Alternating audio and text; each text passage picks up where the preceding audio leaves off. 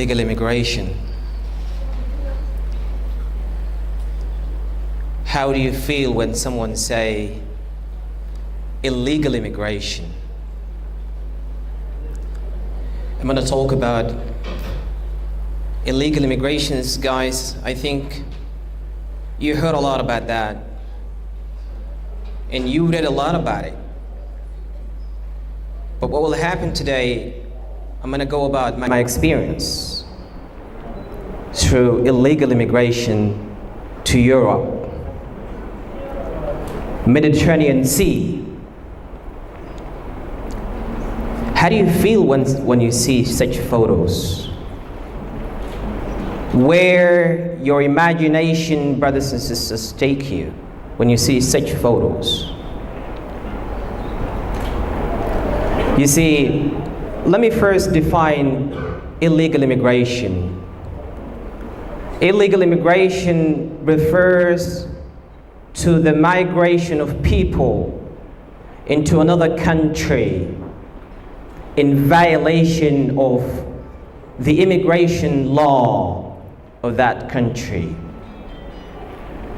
So as long as you're doing something illegal, you're breaking the rule of the world and the rule of yourself.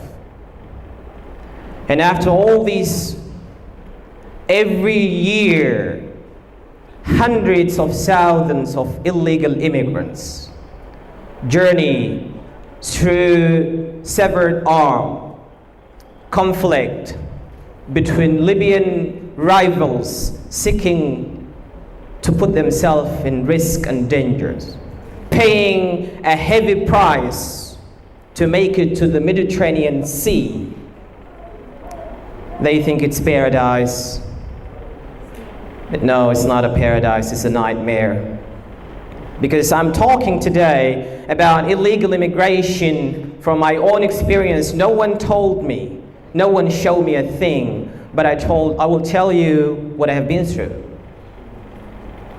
You know, the thing is, I call this crisis.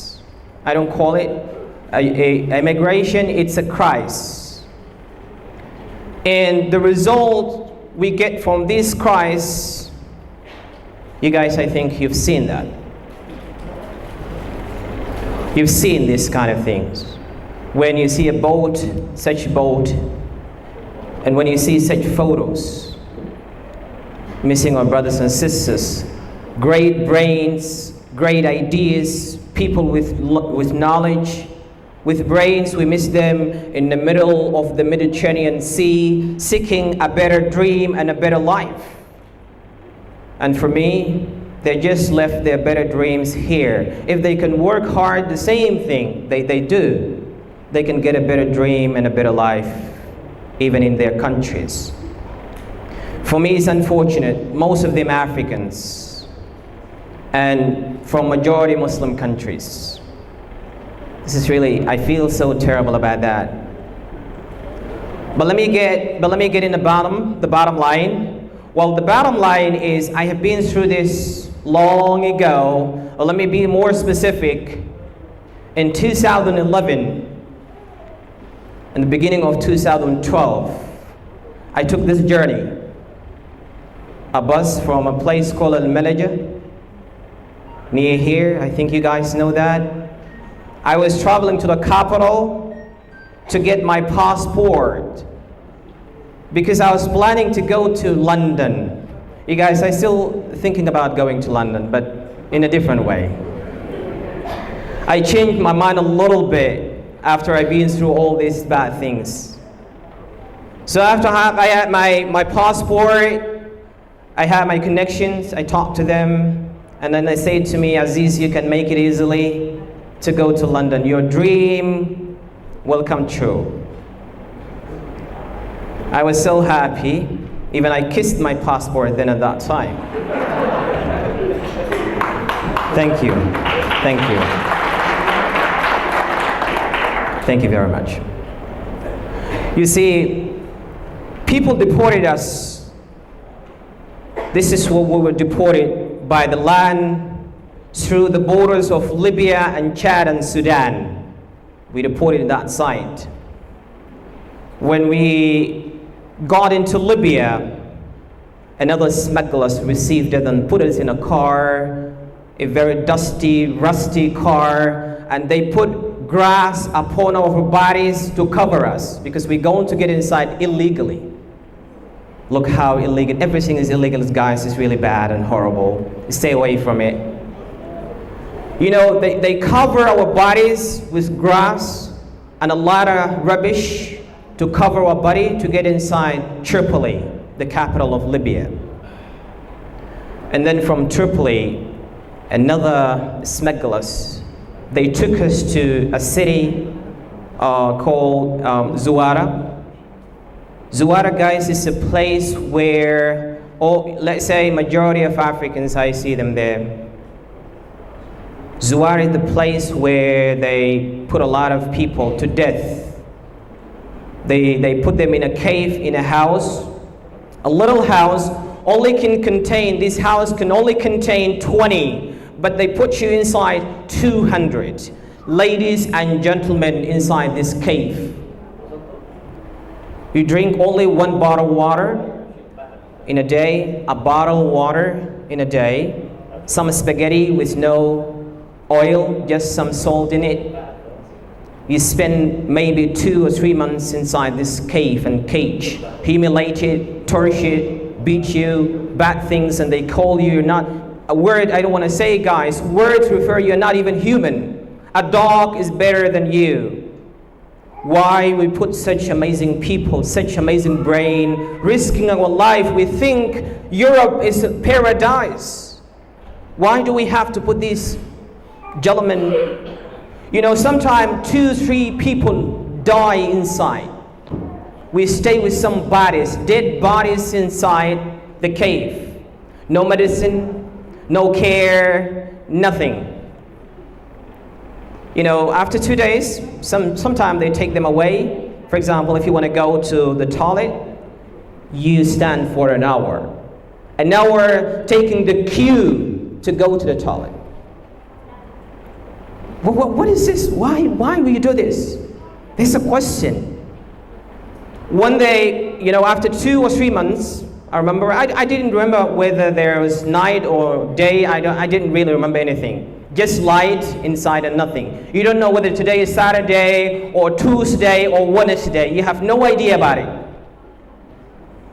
You know, that place, a jail, is better than that place. If you really have a brain, I don't think you can choose that one for yourself. You know, after 3 months, they told us today the boat will come, which we call in Sudanese language, Sumbuk. And I don't think even Sumbuk is a positive word. It's really negative. Sumbuk, it tells me like, something you get in deep in the water and you will never get out. You know, they told us the boat is ready. They put us in this boat. We were 170 people in this boat. After 1 hour, the boat capsized. After 1 hour, just the boat capsized. And what happened, you know, I know how to swim a little bit. Most of us died. After some time, the Libyan naval rescued us, rescued me. This is what I remember. They rescued me. Some people too, maybe they did, I don't know. They rescued me out. The funny thing is, guys, when I was in the Mediterranean Sea and the boat capsized, I was thinking about what the bad things I have done. My mom said, don't go, and I was like, I have to go. I was saying, Mom, I'm sorry, I will never do this again. I want someone to rescue me, and that's all. I can repent, will never repeat this. Luckily, I'm one of the people being rescued by the Libyan naval. Since then, I changed my mind. Everything is illegal, I put a cross in it. Everything is illegal. And you guys have to know, you have to know that. Do you think European people need you? Do you think you are important? Do you think you are someone like they will? No. They're afraid of you, in fact. They run away from you. Especially when your head is empty, you're just like a box. They put you here and here. You know nothing. And by the way, in the middle of the sea, if luckily the Italian naval found you, from distance they start asking you if you can speak English. Hello? Anybody speak English? Oh, knowledge starts from in the middle of the sea, the Mediterranean Sea. If you say no, stay down. If you say yes, stand up.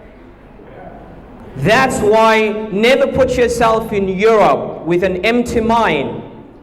Europeans do not need you. Even Angela Merkel, she said, we have to create some project. Some project to keep these people in their countries. We don't want them here. What can we do to them? A lot. In a week, they rescue sometimes 10,000 in 1 week. 10,000 human beings getting inside Europe. See, guys, how they can feed you. You're still going to be in a cage even in Europe. They can only give you a coat. Maybe you're cold, so they give you a coat. That's it. Nothing. And by the way, do not be like when you see some people take some photos and show you when they go to Paris. They take some photos beyond the Eiffel Tower and they show you that we are celebrating. Well, I think it's not a celebration. For me, it feels like a denigration. So, ladies and gentlemen, my message to everybody, we need the brains. As a human being, there's something in you, we need it. People say, you guys never depend on the page and the articles if you've seen them. This is me, I told you this. Verbally, I have been through that. So, what I can say to everybody here, illegal immigration is a crisis. Let's all of us be together and fight this crisis, and let's sustain our country, build it, work and cooperate, and be a great nation. Thank you very much. Thank you. Thank you, everybody. Thanks.